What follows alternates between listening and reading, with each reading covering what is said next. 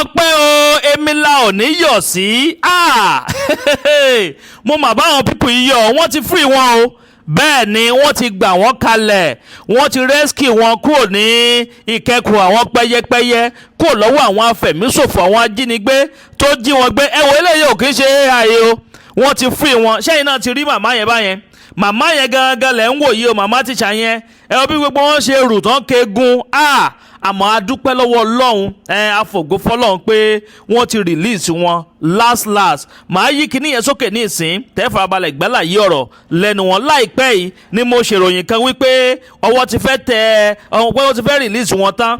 pé díẹ̀ báyìí ló kù tí wọ́n rescue wọn ẹ̀yin èèyàn mi ẹ máa bá ń jó kẹ́ máa bá mi yọ̀ kẹ́sì máa bá ń ṣe congratulation lábala àríwúsí ẹ máa comment kẹ́ máa like kẹ́sì máa pín fọ́nrán ìkáàkiri ẹ jẹ́ sáré yí sókè kẹ́fà balẹ̀ gbẹ́là yí ọ̀rọ̀ lẹ́nu wọn màmá yẹn ń dúpẹ́ ni wọ́n ń fògo fọlọ́run ọlọ́run mà bá wọn ṣe o ọlọ́run ṣeun o ọlọ́run ṣeun o ọlọ́run ṣe o ẹ jẹ́ ń yí sókè ẹ má yí kó ń bẹ́ẹ̀ o Àdàbà tẹlifíṣàn náà lẹ́wà.